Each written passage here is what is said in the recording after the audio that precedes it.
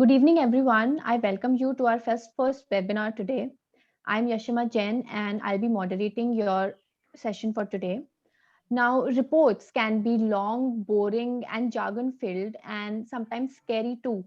But they actually don't have to be like that. And that's what today's webinar is about, where we will learn how to write crisp and compelling reports, also essential sections of a report, data, images, and tables, outlining and structure, and good writing tips will be discussed in today's presentation.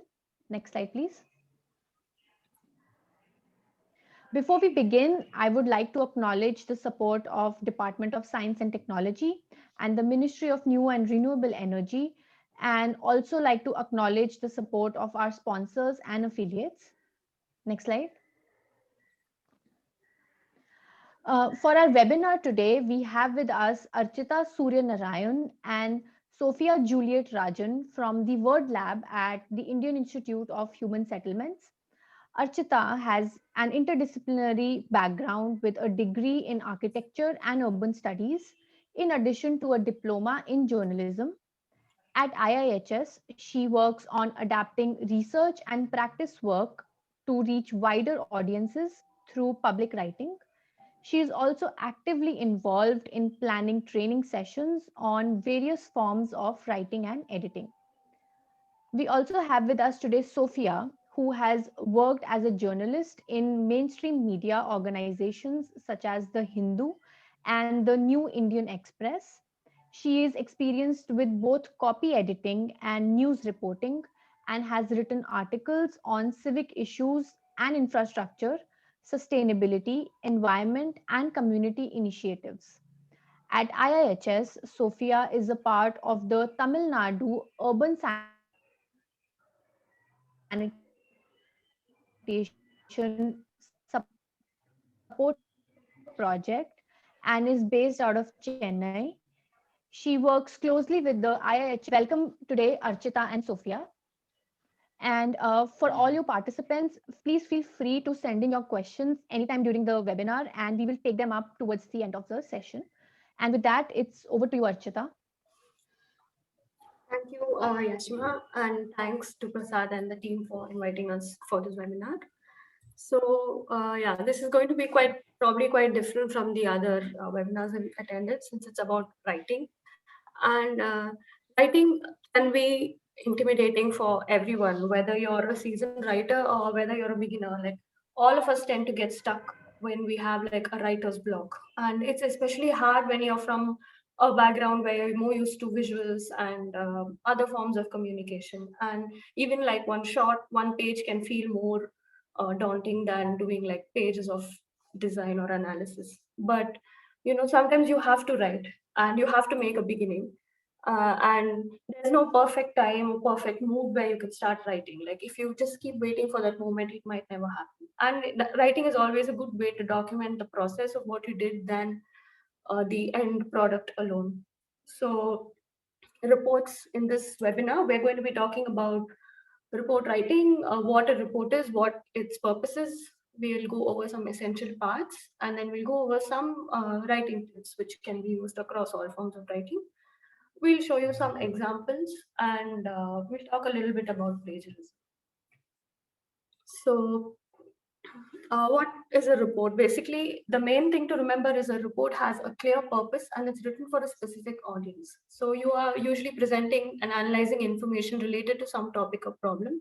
A report is very structured and it's a clear format which has sections, chapters, subheadings. It's not like creative writing that can go on in any rambly, any tangent. And a report is often written in response to a brief, especially in an academic or a university context, in the context of your work too. It is written in response to a specific brief where the people who are reviewing it want to find out the essence of what you've learned from this project or from your experience, from your research. So I will show you a short video which is useful to approach any kind of writing, on how to start a report. Where do you actually begin? Welcome to this short. Could the audio was audible? Yes. Okay. tutorial on starting your report. This tutorial is useful if you have a report assignment where you've not been given a set structure to follow and have to identify your own report headings. This is Amy. She's been given the following report assignment. Investigate whether Facebook can be a useful tool for student learning in higher education. Report your findings to the University Committee for Learning and Teaching. Amy doesn't know where to start. She has lots of questions, but she's not sure what's required in this report. She knows she should break it down into sections, but what sections will she need? All of this is making her stressed. But to get started, Amy only needs to remember two things: audience and purpose. A report is a piece of informative writing. This means that it's designed to inform a specific person or group of people, your audience, about something that they want to find out more about, your purpose. Identifying the audience and purpose for your report will show you what you need to include and what will be relevant. For example, a report on the same topic would look very different if it was written for different audiences. Imagine you've been asked to investigate the number of rats living on your university campus. How would the audience and purpose of your report differ if it were written for a local conservation charity, the university health and safety manager, your lecturer on your small mammals module, a building company looking to build a new halls of residence on the site? A report for a conservation charity would have a very different content and layout to one for the halls of residence building company, all determined by the needs of the specific audience and purpose. So let's return to Amy. She's now feeling a bit less stressed as she has a place to start. She examines her assignment brief carefully to identify her audience and her purpose. She finds that her audience is a university committee concerned with setting teaching and learning policies at the university, and her purpose is to assess for this committee whether Facebook could be beneficial for learning, should it be used more formally by the university. Once Amy has identified her audience and purpose, she starts to break down the brief into some sub-questions that her audience would want answered in the report in order to meet the report's purpose. So, for example, they might be interested in what ways could Facebook be used for learning based on the evidence Amy gathers. They'd also be interested in what the background research says about the use of social media for learning. Are there any benefits or disadvantages? They definitely want to know what conclusions or recommendations could be made based on the evidence. And they'd be interested in current student use of Facebook. Are any of these uses already related to learning? Once Amy has these sub-questions, she starts to place them in an order that seems logical to lead her audience through the information. So, starting with current use of Facebook, then looking at the background research, then assessing both of these to provide different answers, and coming to conclusions and recommendations based on them. This gives Amy a draft structure, starting with an introduction which looks at the purpose of the report and the current state of affairs, going on to reviewing the literature and gathering the evidence, then investigating options based on assessing that evidence, and finally coming to conclusions and recommendations to the audience based on those findings. And then she can start to investigate each of these different sub-questions. And it might be as her report progresses, she changes these sub-questions into subheadings to help structure her report. So in summary, read your brief or assignment carefully. Identify the audience and purpose for your report. Break down your assignment into sub-questions, bearing in mind what the audience want to find out. Put the sub-questions in an order that makes sense, and then start planning your investigation to find answers to these sub-questions. We hope you found this short tutorial useful, and for more on report writing and other study practices, see the University of Reading Study Advice website. Yeah, so Welcome to this short tutorial on starting your report. sorry. Yeah, so Some of this may not be exactly relevant to your report, but it's always useful to approach, it's a useful video to approach any piece of writing to understand how you move from all of this information into getting some structure and getting your questions into some sort of order. And as they summarize, the two most important things you need to ask yourself before you start writing a report is, who am I writing it for and what do they want to find out? So like you saw in the video, the same report can be completely different when you're writing for a different audience. So if you were writing something about use of solar panels in residential projects, the way you would write for a builder would be totally different from how you would write for an end user, someone who wants to build an individual house, and it will be completely different for a policymaker, or if it's for an energy consultant, the focus and the purpose both will be different. So if you really pay attention to these questions, you will have a report, you will have a good report which has clarity on an audience, it will have a coherent structure, and it will respond to the brief. So what does a report do? So as we discussed, it's going to give you in-depth information on a subject. You will usually present data, findings, you will present results, you will draw comparisons, make conclusions. Sometimes there are recommendations. And unlike an essay where you're usually developing an argument and you're presenting a point of view, here you're usually trying to solve a problem. And the specific purpose will usually vary based on the nature, the type of the report. So there are various kinds of reports. You may have a research report, project reports, case studies, baseline or scoping studies, policy documents. So what you're doing may be sort of a project report where you're writing either after the completion of a project or also at a specific stage. And the idea is to communicate the status and allow for monitoring progress. So to understand the overall progress and process rather than the end result alone. Case studies may use an example, and the idea would be to generalize the learning to a larger context, not just to say what happened here. Baseline studies are often done before you start a project, and then it's done in order to measure change once implementation is actually done. So the point of understanding types of reports is that the purpose is also linked to what kind of report you actually do. So here are the essential parts of a report usually.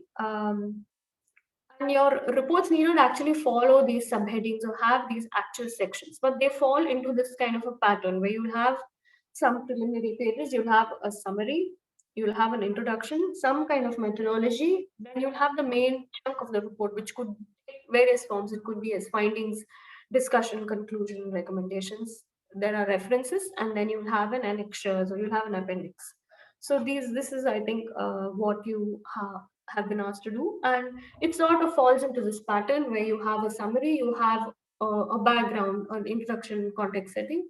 There is some sort of documentation, which is sort of a methodology, and then there's the main body, and then you have your annexures. So we go a bit into each of these. This will again show you an example, but you always start off with all the boring things. You have a title page, copyright, table of contents. A table of contents is also helpful to understand the structure of a report at a glance, especially when different people may have different sections or different kind of subheadings.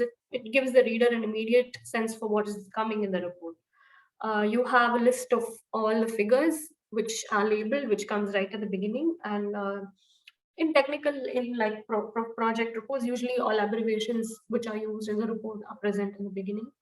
So all of this information comes right before you start. And then the first part is the executive summary. So we'll again show you an example of this in more detail later. But the idea is it's sort of like a shop window to the report, which you're like browsing around and then you get a sense for what this report is about.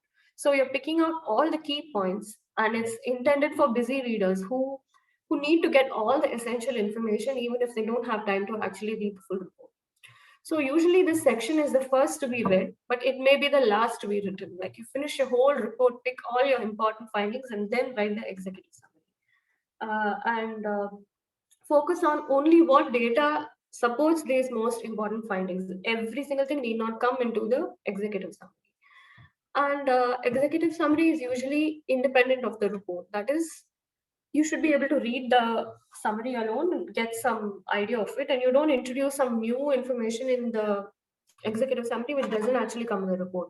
And obviously the main report will have more information than the summary, but it should, all the important information should definitely come in here. And the length usually depends on the size of a report. So usually like 10 to 15% or lesser, like 1 or 2 pages for like a 20-page report is what is usually done for executive summary. So after the summary, we come into an introduction. So here you're setting the context and the background of the research, the study, or the project. Why is it being done in that particular setting? Who, what, when, where, when was this done? So when someone is reading it much later, they need the context of the timeline. Where is it done?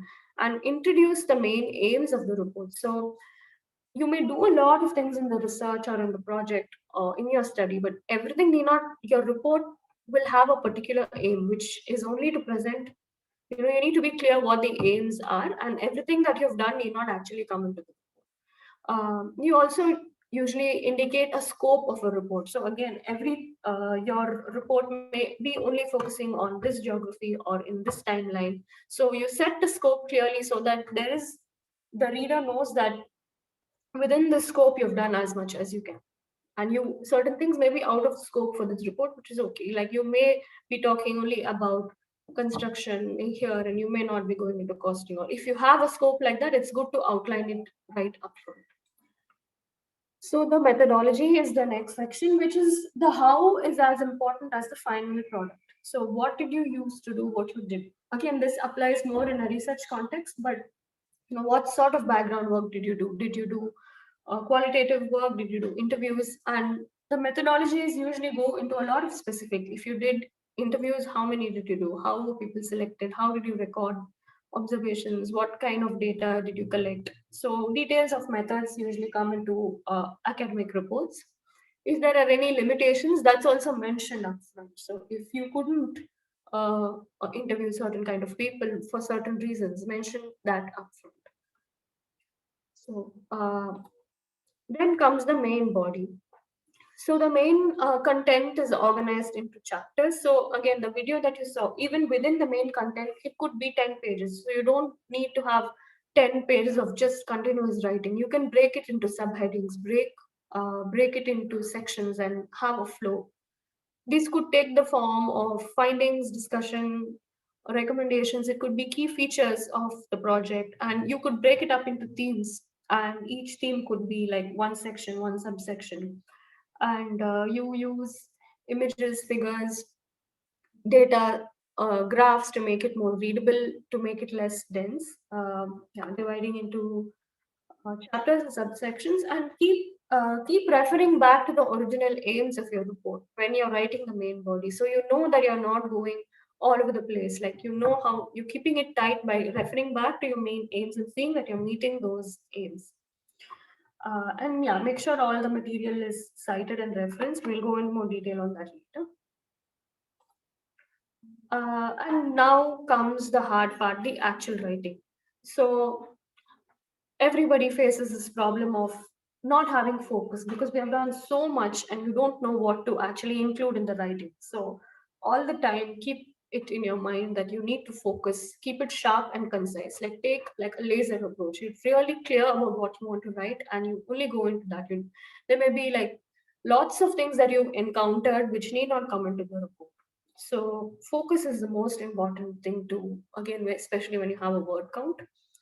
Try to develop an outline which will help you to think through your order and the flow. So you could try something like a word cloud or a bubble diagram, some kind of flow chart to help you think of the structure. So different people may work differently. Some people may prefer to just start writing and then form an outline, but a lot of people would rather write the subheadings and then you immediately get a sense of the flow of the report, which usually helps so that you don't go all over the place. So try to develop an outline before you start.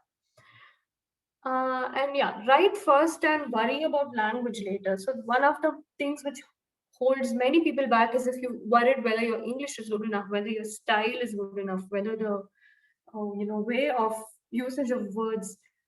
All that is important, but don't get hung up on that right at the beginning. Focus on bringing the information in, and you can start working on the language later. But immediately worrying about your language not doing good enough means you will never end up starting to write the report. So, yeah, worry about language later. And again, related to that, big words are not necessarily better words. So, like in most fields, people love to use jargon, cliches, and very roundabout ways of expressing things. So, try to avoid these as much as you can. And if there's a fancy word, if there's a very like a long word that's not part of your natural vocabulary, you really need not use it. Keep your writing neat, simple, and clear.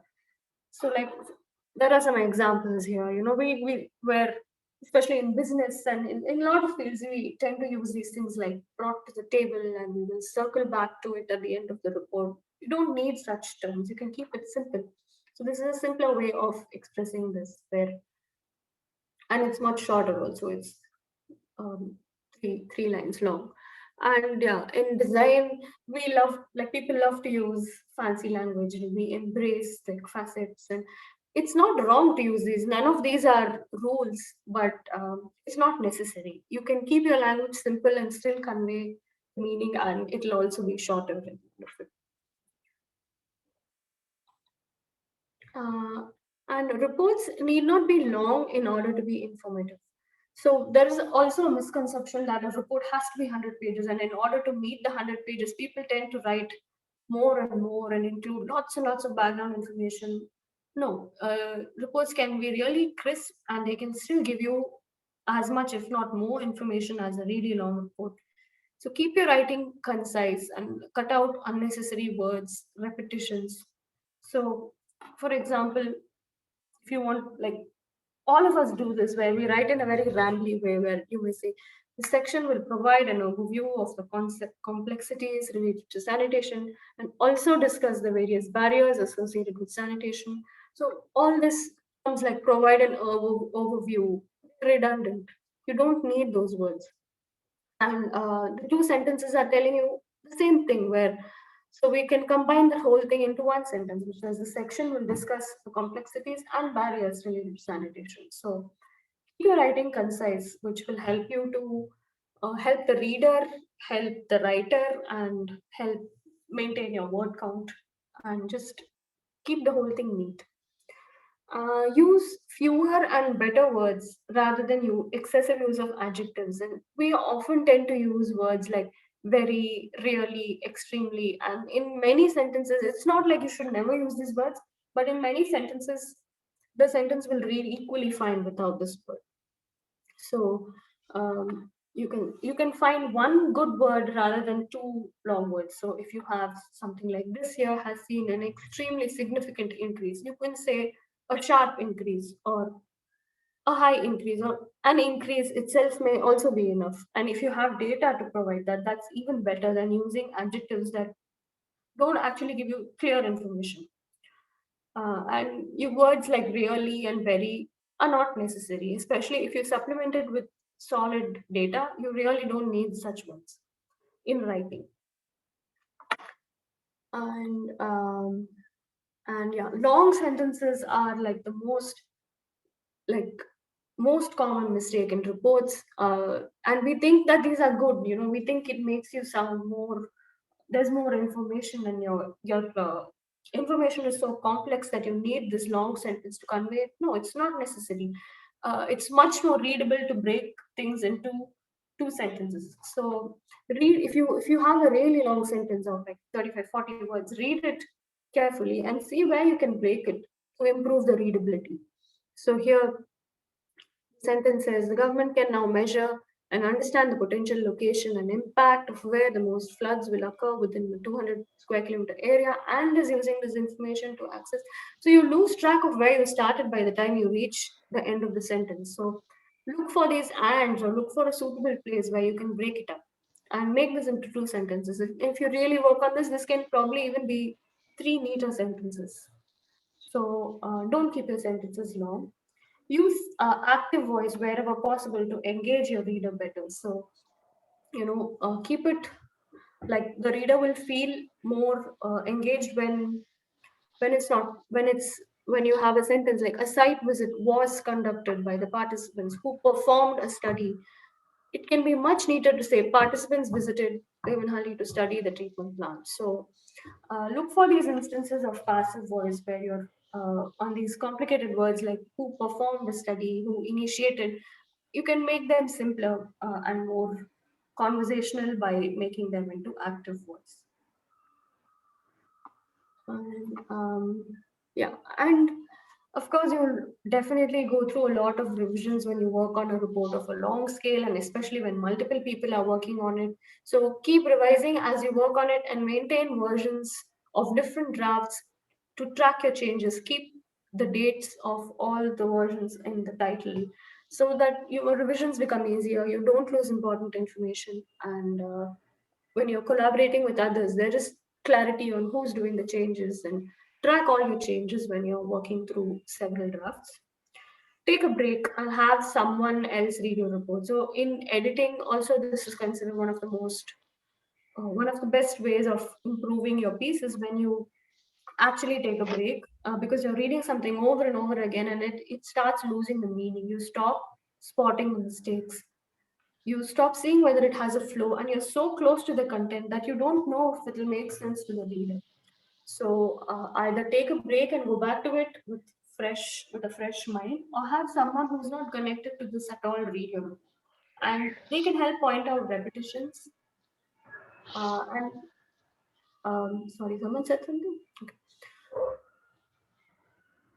Yeah, this can help. They can help point out repetitions. So especially repetitions are something which you don't tend to spot once you've been working on the same thing over and over again. So other people may be able to find this better. So uh, definitely try to do this if you can.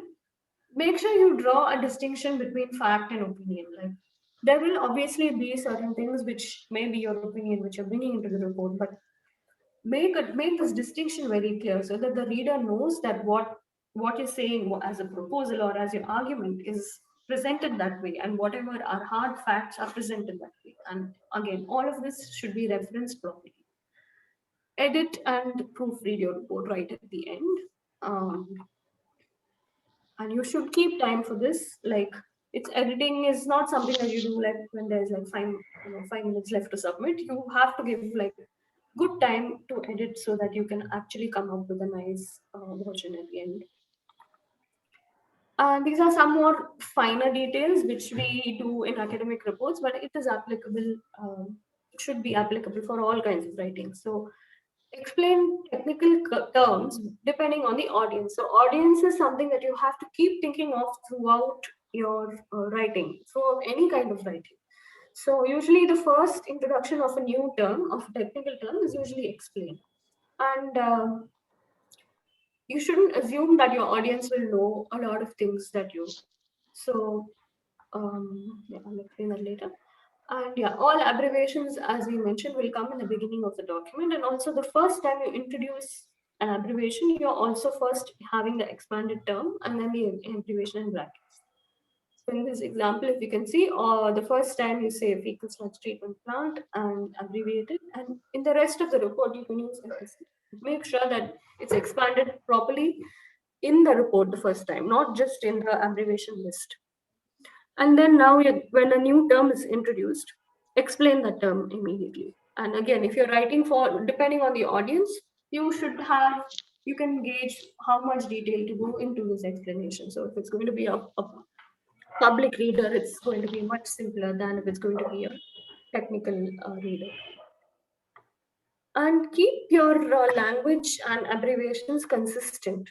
So this is again something we often spot when we read reports, where you may say Government of Maharashtra GOM, and then the next sentence it says Maharashtra government, and then the next sentence it may say just government.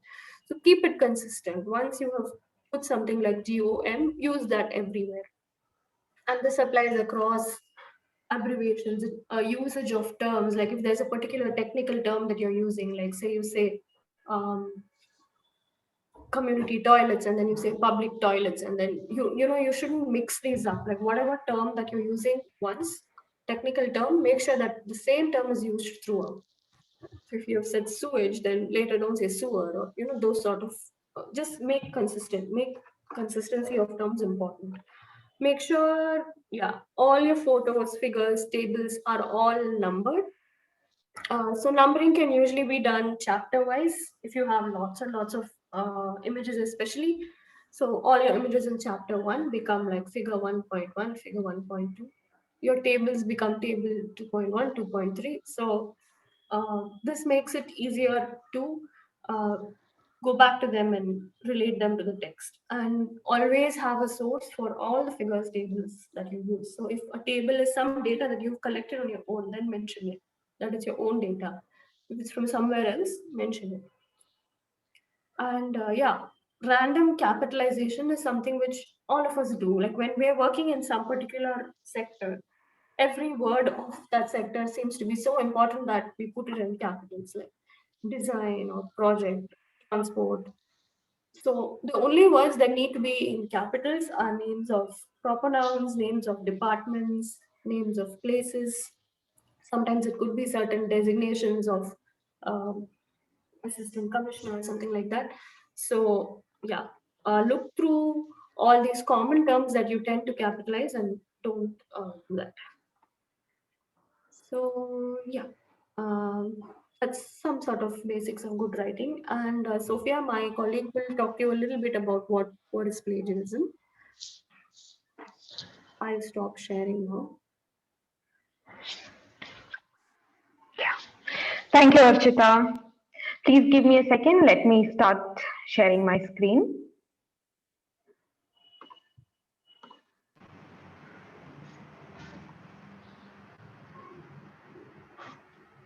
Okay. Can everybody see the screen? I'm Yes. hoping that it's Yes, it's visible to visible. everybody.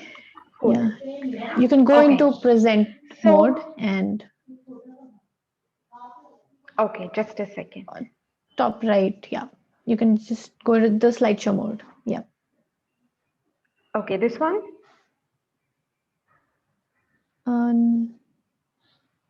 I still see your Google Slides. The present next to the share button, Sophia, Yeah. on top. Top right. Oh, Right I can't on the see left it. side. Yeah.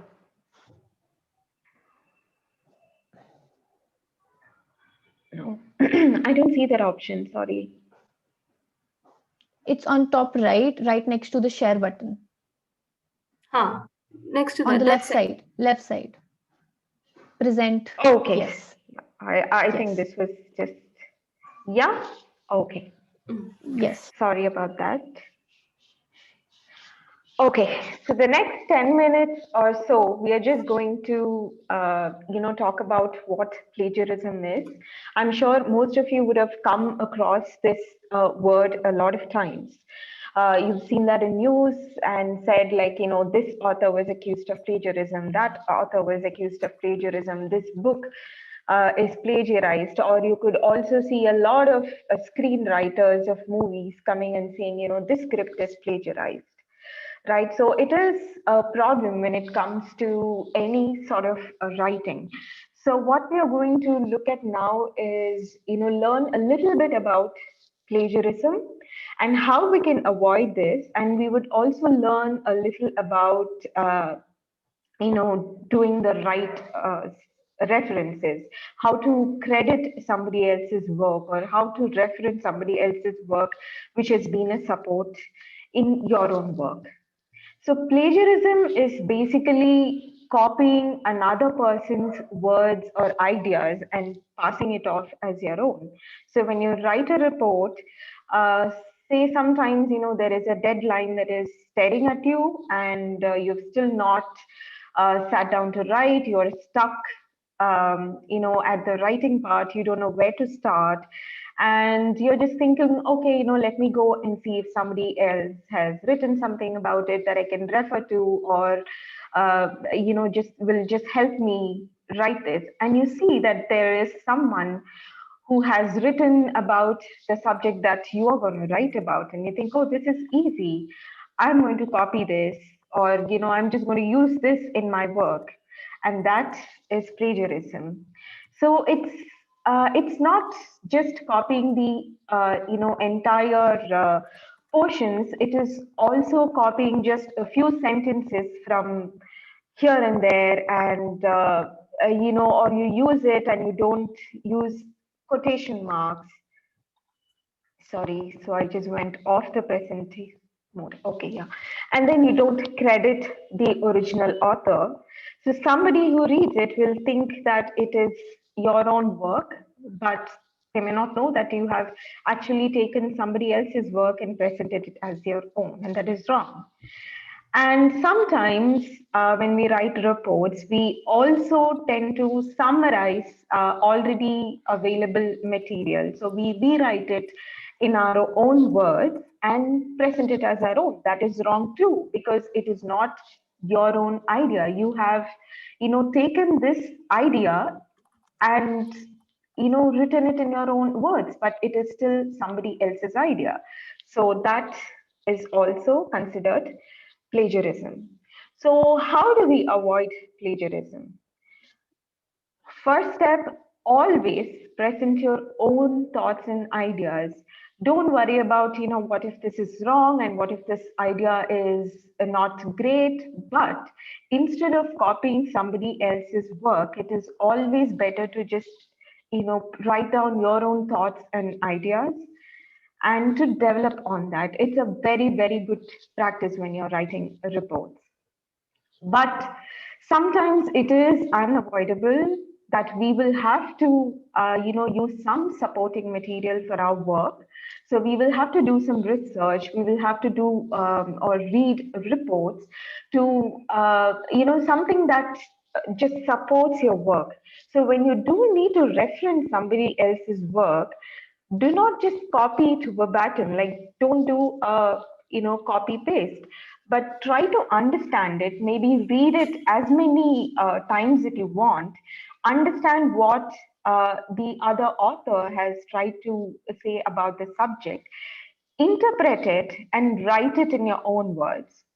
And it shouldn't stop with that. You will have to acknowledge the author, and you will have to tell them, this is a reference to this author. Somebody has already done this, and I'm just referencing to that author. So you will always credit your source. It's a very good practice again.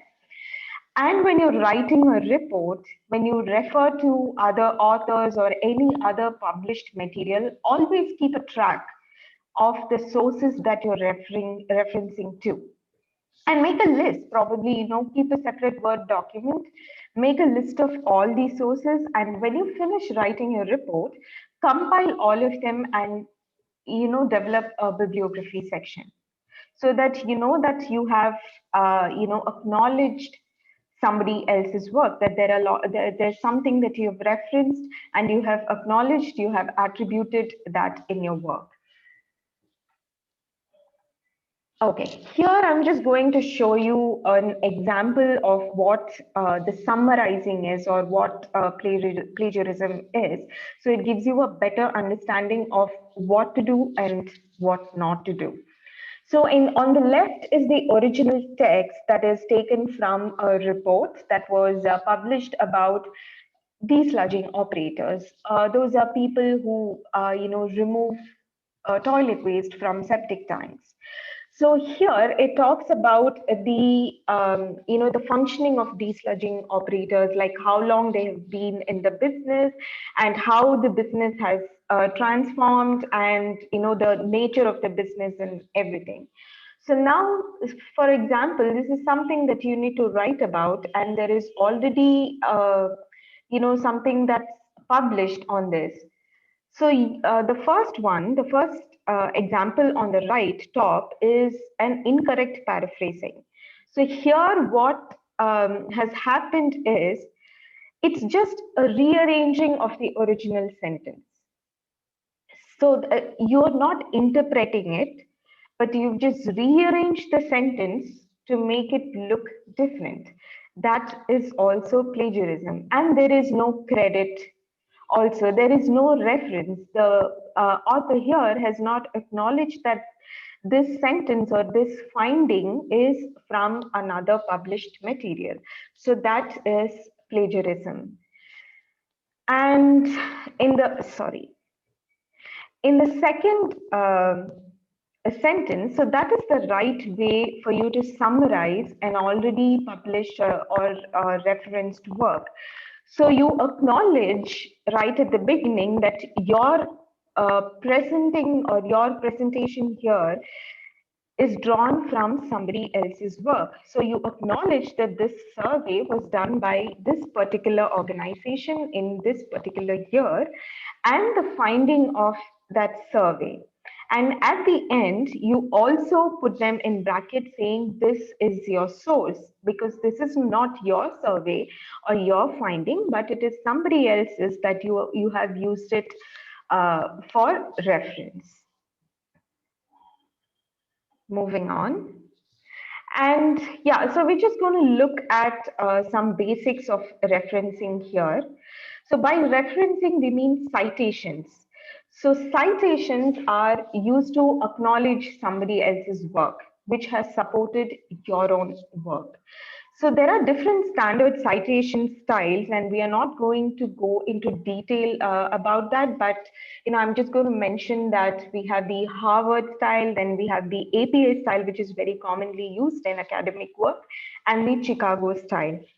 And for you to know more about the citation styles and how to reference your work, there are many online resources available for free that you can browse at leisure and understand them. And these references are usually presented either in text, which you saw in the previous slide in brackets.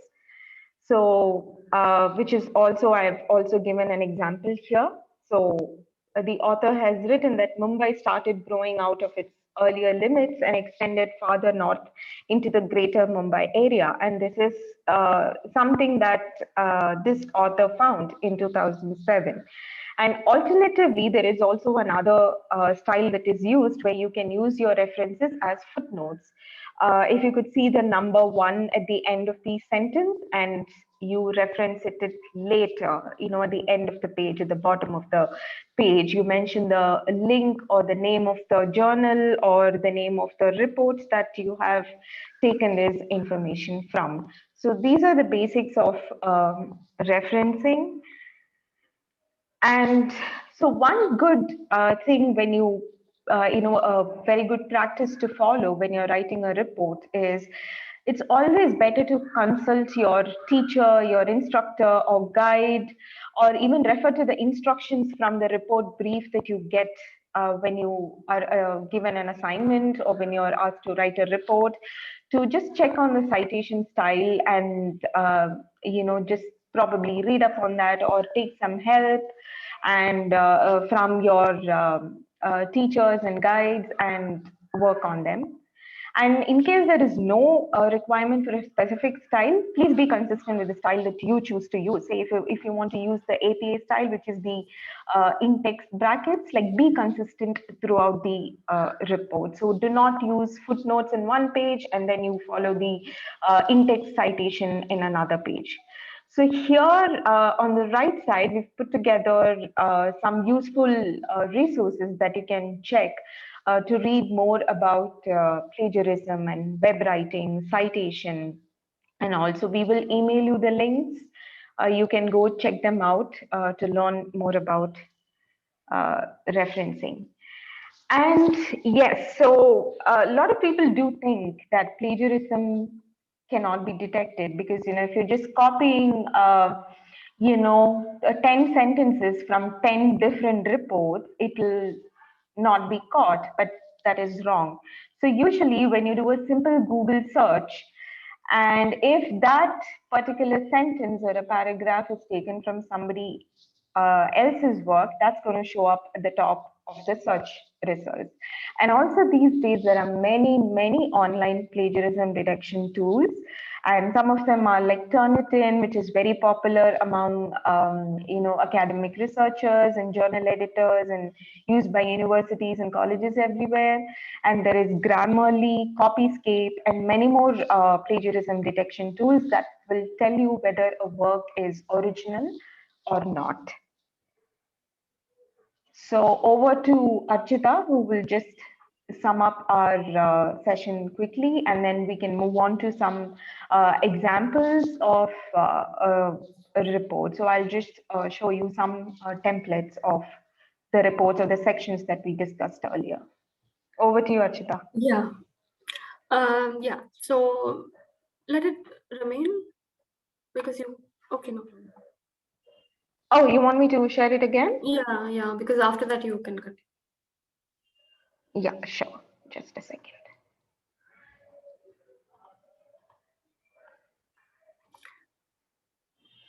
Yeah, so just once you finish writing, just just a quick checklist of what to check if you've done everything that you were supposed to do.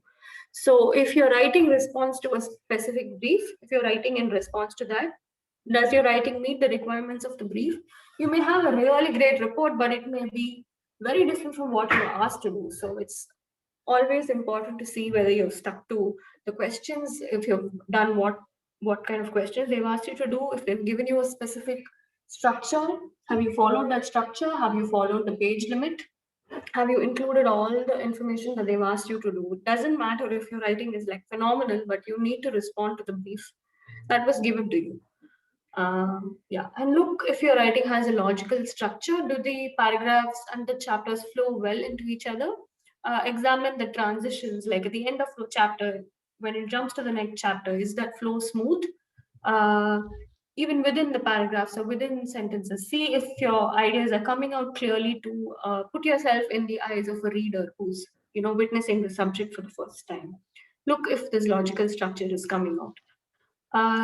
Look for all the terms which could be unclear to the reader and see if you have explained all of them in sufficient detail without going into too much explanation, and just see if there are no new, it could even be a reader, a very India specific term which a reader from another country can't understand. So all of these are important to understand. Look if all your sources are added, all your materials are cited, all the claims that you make, see that they are substantiated and they are not like very sweeping statements that you're making without any backup. And yeah, have you stayed within the word count? So word count, page count, edit as necessary. So here you go back to the some of the writing tips that we discussed, like see whether you're being rambly and see where you're being repetitive. You can cut out huge chunks. So that's why it's always important to give a good amount of time for editing. Like your first draft may not be great, and that's totally fine. You will definitely go above or below your word count. So editing doesn't mean only cutting. It could also be like, it could also be making your writing better in lots of ways. So go back to, if you've gone above the word count, go back to finding repetitions, go back to finding unnecessary words. We also use a lot of words like that in places where they need not be actually there. So if you're straight above the word count, look for all these things and see where you can improve them. And yeah, get someone else to read it, take a break and read it again. Give enough time to do all of this rather than just click submit the minute you've put that full stop in the end. Like that usually wouldn't work. Like you should go back and see whether you've met the original goals that you started out with. So yeah, that's about it. Sophia will show you an example of an executive summary, and then we'll see what to discuss next. Yeah, so thank you, Archita. So I'm going to show you an example of a report, and we'll just go over the executive summary in detail, and we'll just skim through the rest of the portions just to give you an idea of, how a report looks like. But this is not the only example of a report. Like Archita said, like there are many types of reports. So what I'm going to show you is a scoping study that on menstrual hygiene management that was done by TNU SSP for the IHS a couple of years ago.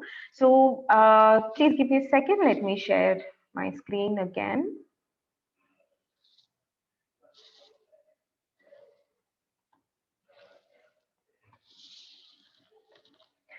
Okay, I hope this is visible to everybody. Yeah, it's visible. Okay, so this is a scoping study on menstrual hygiene management that was done in 2 small towns in Coimbatore. So this is the title page with the logo of the organization, the primary organization that conducted the research and put together this report. And this is the title of the report. Okay, and the month and the year that this report was published. Okay, and in the next page, this is one of the preliminary page. This is the copyright page where the authors have acknowledged all the other people who were involved in the preparation of this report. So there is a documentation team, and also they have credited the people, the Word Lab at the IIHS that has given the editorial support, and people who gave the administrative support, and the team leaders, project director, and there, we have some copywriting and licensing terms. And they've also acknowledged the funding organization of this report, and logo use and citation.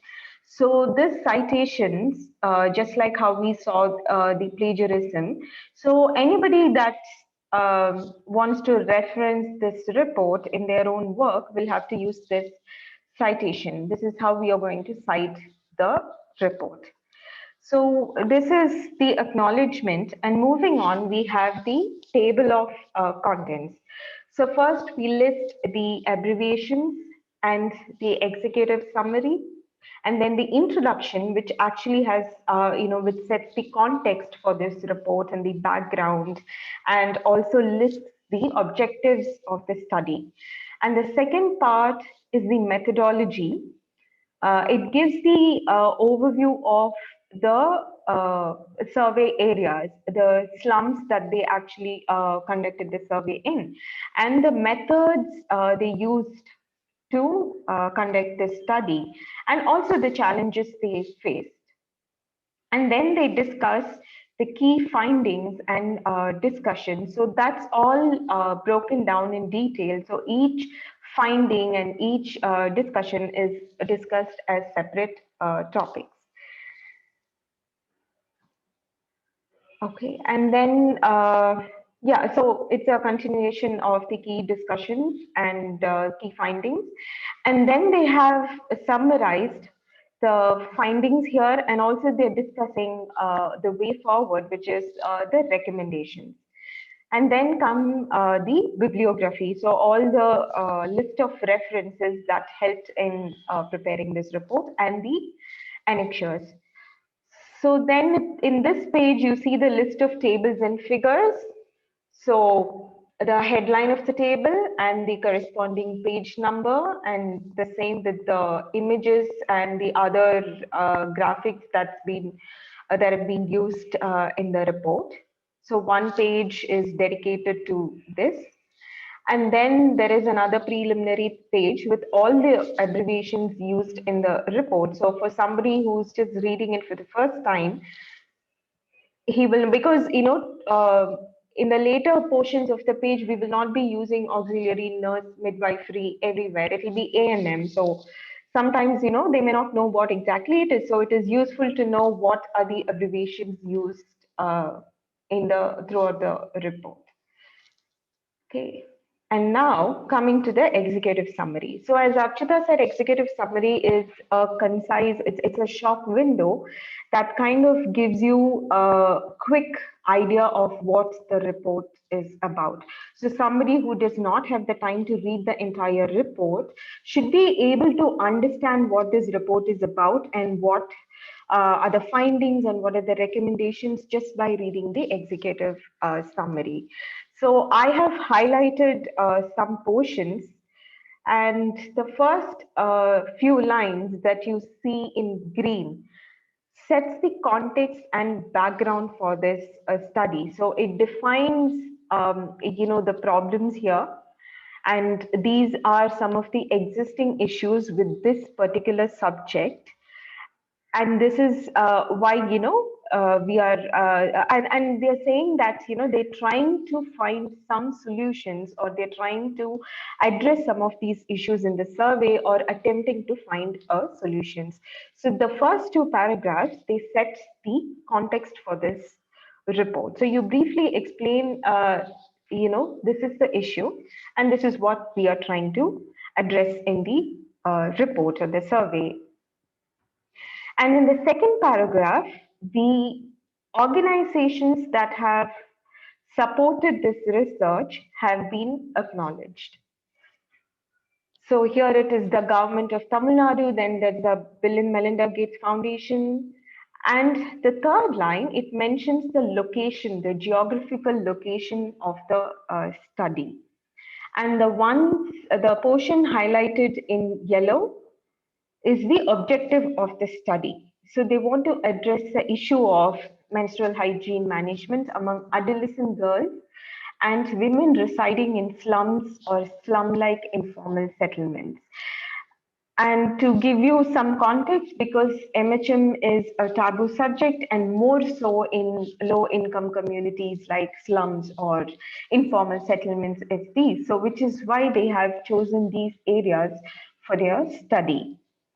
And the portions highlighted in blue are the methodologies that they used. So they studied the various aspects of this menstrual hygiene management, right from the usage and disposal practices, and even the beliefs and other taboos and myths associated with that.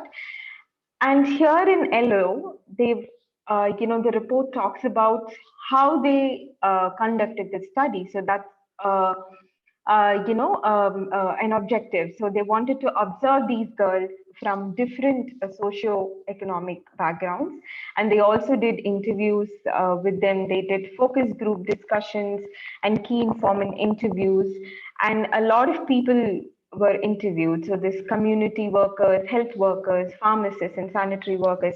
So basically, it sets the context, and it acknowledges the people supported the study. And it tells you the objective of the study, so why we are doing this study, why it is important, and how they did the study. So it answers this what, why, who, how, those questions, right? And where. And then the next 4 paragraphs actually summarizes the findings of the study.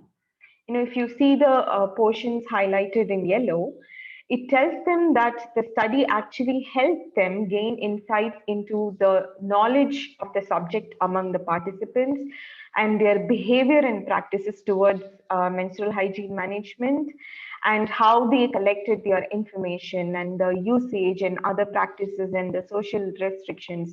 So through all the focus group discussions and key interviews, they've been able to gather this information, and they have summarized this in the executive summary. So it need not be detailed. You need not put all the findings here, but you can just also put them in points saying, you know, these are the key findings that emerged from this study, so that somebody who reads it will know, like this, these are the issues that need to be addressed. So here, you know, they've highlighted all the key findings. And in the last paragraph, they have talked about the challenges. So yes, we have the findings, but these are the challenges in, you know, finding success to this problem. So if we want to find a solution to this problem, we need to address these problems. These are the challenges, like lack of awareness, availability, quality of napkins, lack of privacy, and etc., etc. And they need a real-time attention. So this section is discussed in detail in terms of the steps that are needed to address this issue. So we will just quickly, I hope this portion is very clear in terms of you know, what an executive summary looks like. Archita, do you want to add any more? No, yeah. So the idea to show you this outline is just to give you a sense of what a report can look like. This may not be similar to what your report is supposed to look like.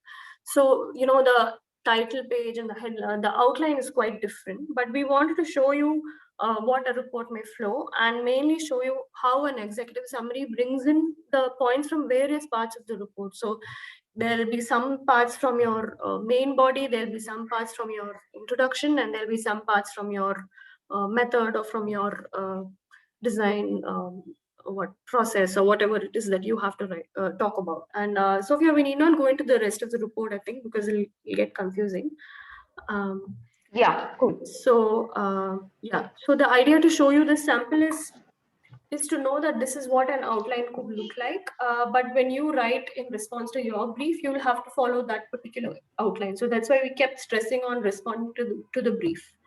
And broadly, it will tend to flow in this sequence. So I think they want to share the actual brief and show the participants that. Yeah, Shima? Yes. Yeah. So thank you, Sophia and Archita. I will quickly share the brief that we have shared with our participants and talk. Um, so is my screen visible, Prasad? Yes, it's visible. Okay. Here's the outline that we have provided our participants. So as Sophia and Archita discussed, there's the cover page, table of contents, list of tables, figures, and you can also add list of abbreviations based on the content of your report. Then we have the executive summary, which just now Sophia has discussed in detail. Prasad, do you want to add anything over here? No, I think Sophia and Archita have talked about that. So I think they've seen what an executive summary looks like, and how you go about pulling parts of the parts from various parts of the report. So I think that's well covered here. Right.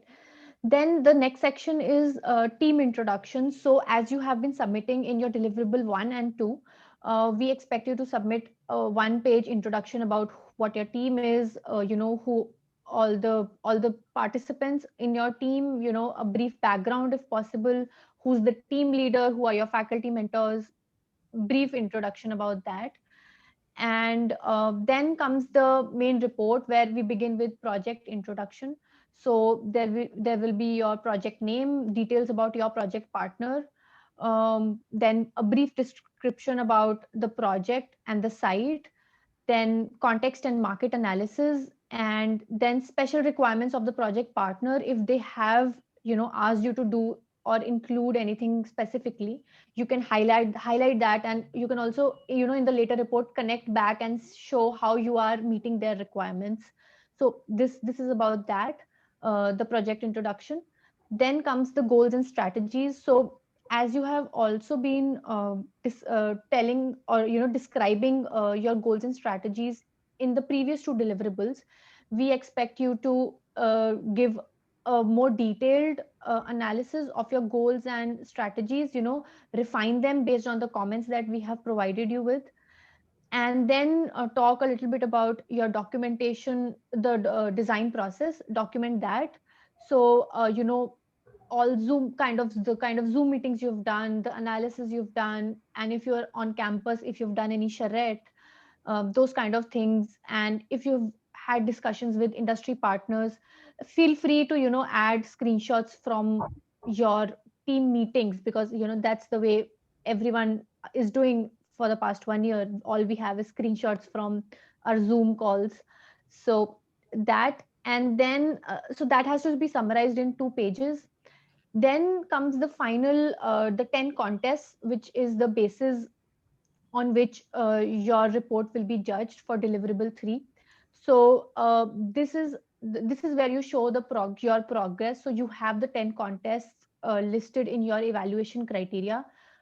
Read through them thoroughly, look at the expectations that have been set, and then provide information. As Archita also mentioned, there will be a lot of information that you want to give us, but you only have 18 pages as per the outline, and try to stick to the expectations that have been set in the evaluation criteria, and provide data according to that.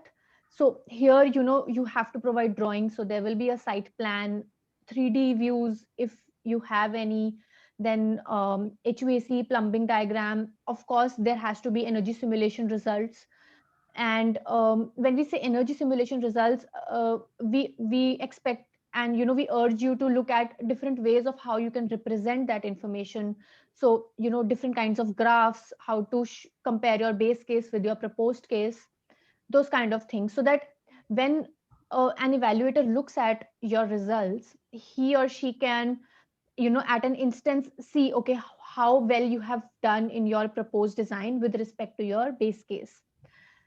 And then last, we have the project completion plan. So describe your plan, how to complete your project, including the 10 contests in your final deliverable. So you can talk about a few ideas that you have been pondering upon, but which have not yet been reflected in your design. And you can talk about how you will incorporate them in your final design or your final deliverable, which is, I think, due in April, somewhere in April. Yeah. And then we have a separate outline for the appendix. So when we talk about appendix, you can add, I'm not sure if, okay, there are page limits here as well, but we expect you to give a detailed area program, because your appendix will form the basis for us to evaluate your main report, because this will have all the details that are required for us to assess. So talk in detail about your area program, then your preliminary cost estimate, and do use the template that has been provided to you to estimate your cost for the project. And we have the next webinar right at 4:30 today, where we will talk about that template in detail. So with that, then we have appendix C, which is outline specification of all relevant building systems. You can talk about plumbing, HVAC, the kind of HVAC systems you have used, electrical drawings, HVAC drawings, all kinds of services. If you are using building automation systems, you can talk about that as well over here. And then lastly is a letter of confirmation from industry partners. So in your project introduction, you can tell that these many people are your industry partners, but a letter of confirmation has to be provided in appendix D. And then of course there's feedback criteria. So these 5 points that are mentioned right at the bottom will be used by our jury to evaluate your report. So stick to this. You can add extra information, but we would recommend that you provide this information at the minimum. Prasad. Yeah, so I think uh, the challenging part for most teams is going to be section 9 and section 10, because section 9 is documentation of the design process. So if your design process has changed compared to what the last deliverable is, then expressing that in 2 pages is going to be a challenge. And then number 10, which is sort of the thing which you convince your jury that you are going to be in the finalists in the competition.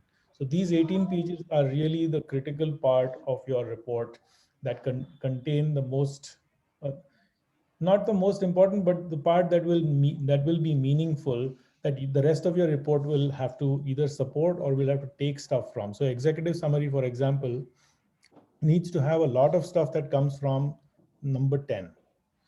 And I think, as Archita and Sophia have been talking about, the way to go about structuring what these 18 pages are going to be, and how to start writing them, how figure out what your content in it will be, how to edit it, how to keep it concise.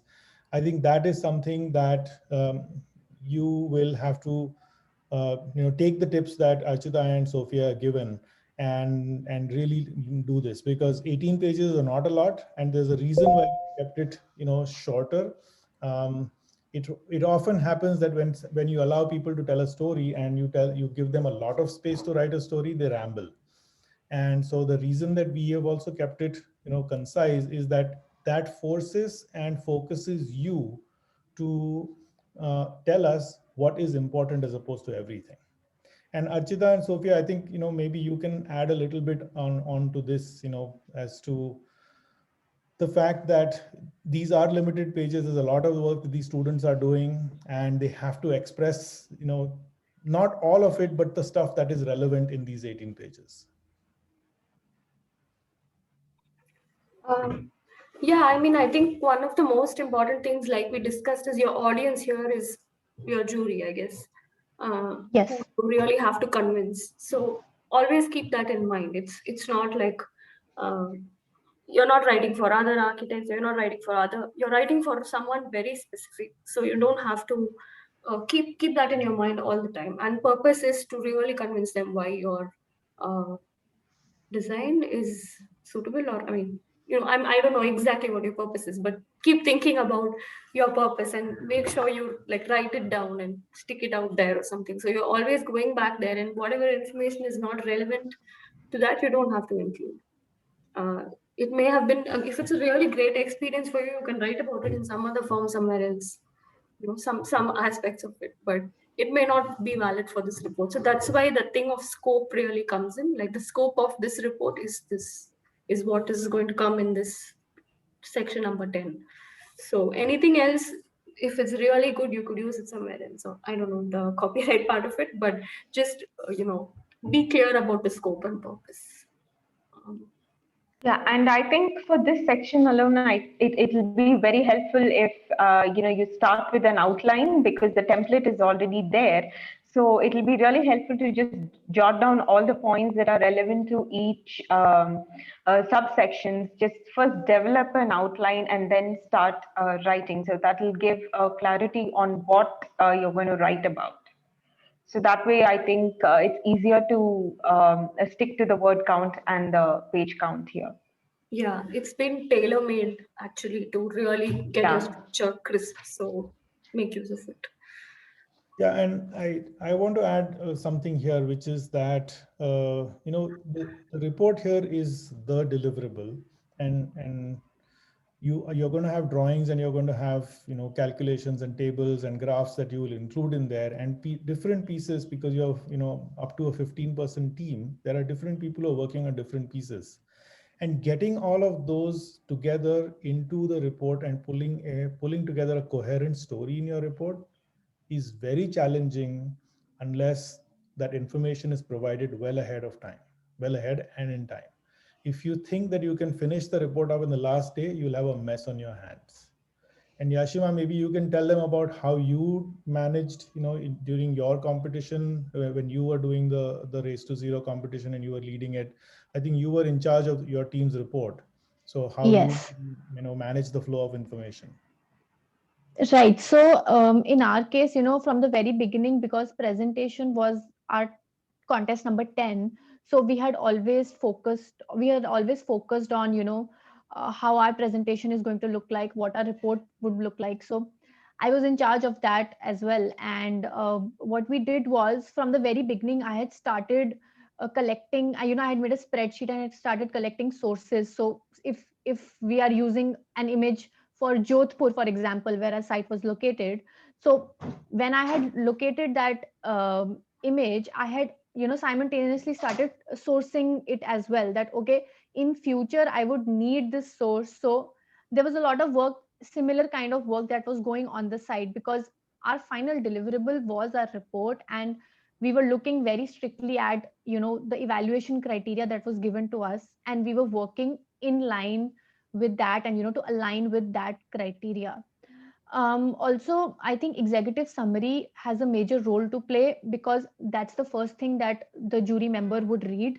And if your executive summary is something that is exciting enough, then I think that has a major role to play, your executive summary. Apart from that, have your template set beforehand. Don't shift it to the last 1 or 2 days ki, abhi to there are 2-3 days we'll do it. Of course, last minute heroes happen, but not always. So there's a lot of effort that goes into report writing, and spell checking and formatting is also important, because the way your report will look is also important, because I mean, cleanliness in a way that, it's not haphazard, images are not overlaying with text, those kind of things, because I think many people would do it in Word. So those kind of issues also tend to happen. So I think plan your report, the design of your report, the content of your report well in advance, so that you don't have last minute troubles. Yeah. One last, maybe two last tips that I'll add, and then I'll turn it over to Archita and Sophia for taking questions. One is that arranging your report well in advance and anticipating your content is very important. And I think of it as, if you go for a bath and if you already laid out your clothes, then you just have to come and put your body into it, which is like the same thing. You put your content into the report once you've got everything figured out. If you pull your content together and start think about, how is it going to be laid out, then it's like coming out of a bath and then going through your closet and what am I going to wear now and all of that, and it can take forever. So it's very important that you have a predefined thing, and then you can make changes as you go, but start filling in content into a predefined structure and a predefined layout of your report. This is one thing. The other thing that I wanted to mention as a tip is that you need to have not just one person who is in charge of doing the entire report, because I recommend that you have one person who is in charge of writing the report. You have one more person who is in charge of reviewing the content, and you have another person, a third person, who would actually look at the copy edit part, which is the grammar right, are there any typos and all of that, and all of this takes time. So you have to make sure that you give time for this process, because remember that the report is your deliverable, and that final product has to be given enough time for it to actually come out well. And in this report, because it's an intermediate stage, you will not have had the time, or you won't be at 100% completion of your design and your thought process of developing your solution. So there will be parts of your solution or parts of the contest where you will have done some aspects, and there will be other aspects that where you still have to work on those. What we want you to tell us is, fill in the part that you have finished and you feel like, I know what my architectural design is, or I've done my simulations and my water calculations, and I'm here. Maybe I'm not sure about them. Maybe there are some errors. So recognize where you're at, own up to that in the report, and then say, now that I have these other stuff left, here are the 3 or 4 things that we plan to do as a team to make sure that we get to the 100% completion on each contest or on each area of the competition. So this breaking up these 10 contests into 2 specific parts, one being where you are currently at and what you've done, and the second is what you still need to do and how you're going to do it. These 2 things are important to put in the report for those 18 pages. And now I'll turn it over to Archita and Sophia to take questions.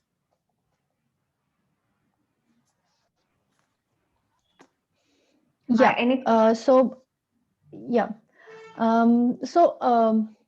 We have one question, which is, can we add extra appendices? I think, Prasad, do we allow that? No, in this report, the only appendices are the ones that we've talked about. The rest of the stuff goes into the body of the report. So it's a bit challenging. Right. Yeah. Okay, and next question. So Archita, the question is, which platform works best for report compilation, if you have any suggestions? Sophia, do you want to say? I mean, we usually use Word or Google Docs. So because, yeah, if it's accessible, if you make it accessible to those writing the reports, so there is an option for multiple people to work on the reports and view it at the same time. So it's more like looking at a work in progress. So that's what we generally use. We work on a Google Doc or Microsoft Word.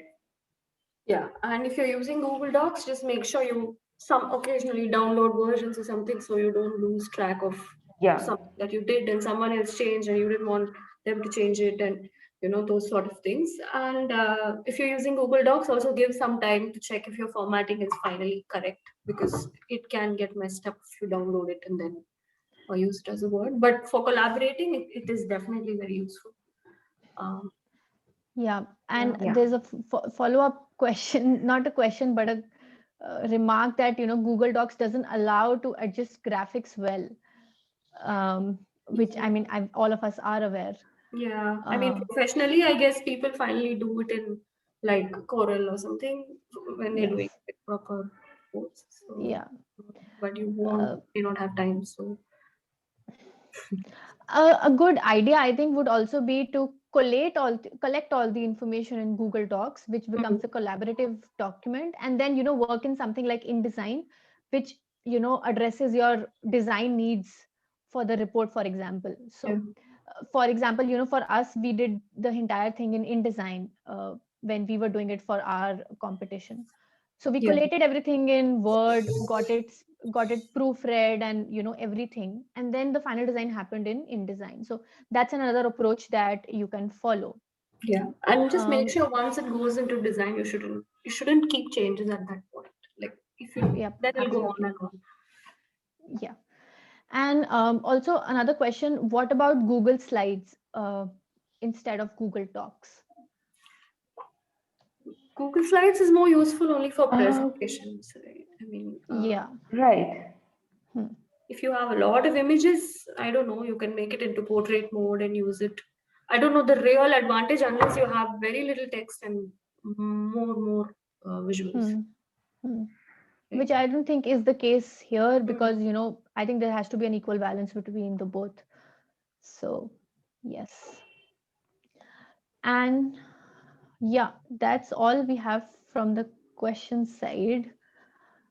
Yeah, Shima, there was one question that we answered in typing that maybe we could pick up again, which is, how do you get drawings into A4 size?